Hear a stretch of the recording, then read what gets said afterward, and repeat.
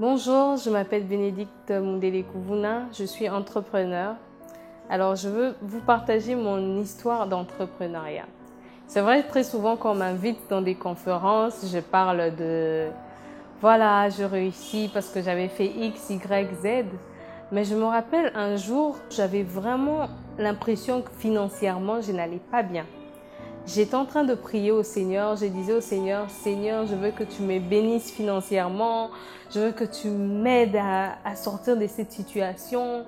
Et au moment où j'ai prié, j'ai reçu un verset biblique.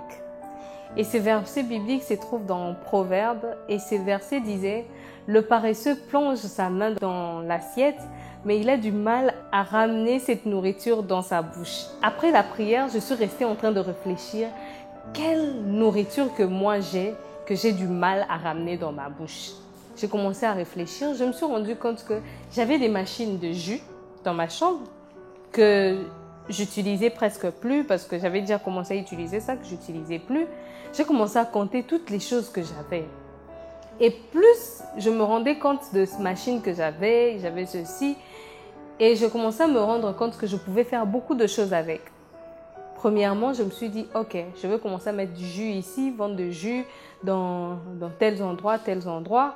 Et je me suis mis ensemble avec une amie, on a réfléchi comment est-ce qu'on pouvait vendre les jus dans un supermarché. Et pendant ce processus qu'on était en train de travailler, j'ai rencontré une dame qui me dit, ah Bénédicte, je sais que toi tu fais des jus, mais j'avais acheté des machines de jus, mais je ne sais pas qu'est-ce que je vais faire avec ces machines. Est-ce que tu es prête à acheter ces machines? Comme ça, tu vas me remettre l'argent les jours que tu en auras. Parce que moi, je ne sais plus pourquoi j'avais acheté ces machines. J'avais trouvé que c'était une belle opportunité. Au moment où moi, j'étais en train de voir, j'ai des machines, qu'est-ce que je peux faire avec? J'ai tel projet, tel autre projet. Alors, c'est quand je me suis décidée de prendre les machines. On a commencé notre premier shop dans au Harmony Shop. On a commencé à vendre des jus, on vendait des jus là-bas. C'est vrai qu'avec l'ami avec qui on a commencé, ça n'a pas bien marché.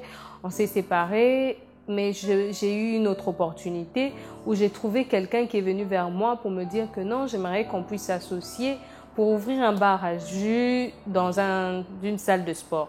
On a commencé le processus et après ça, on s'est rendu compte que on voulait quelque chose de grand.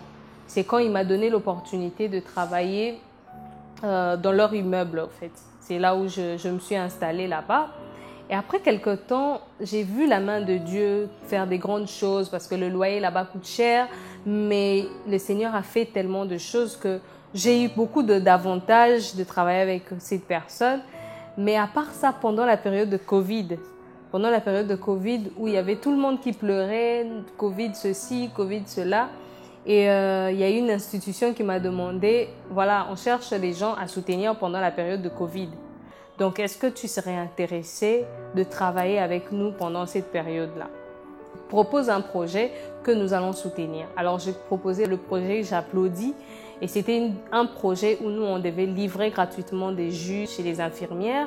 Donc, ils achetaient ces jus pour que nous, on les livre. Donc, ce qui fait que pendant que les gens se plaignaient, que Covid par-ci, par-là, ils ont fermé, nous, on était là, on vivait parce qu'on a pu avoir quelques avantages. Et même notre bailleur qui me dit que non, on va reprendre à payer à partir du mois d'octobre. Est-ce que ça te dit? On n'a pas eu de pression par rapport à ça. Et moi, je me suis dit, c'était Dieu, au fait, derrière tout ça.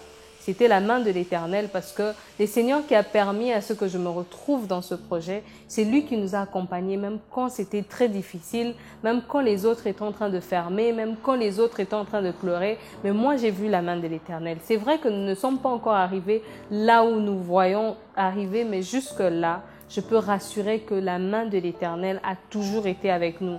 Et malgré les faiblesses, malgré le souci qui se passe par-ci, par-là, et ce qui est aussi intéressant avec la marche avec le Seigneur, il n'y a rien qui peut te surprendre quand tu es un enfant de Dieu. Le Seigneur te révèle toujours des choses. Il y a des choses que le Seigneur me révèle avec mes collaborateurs.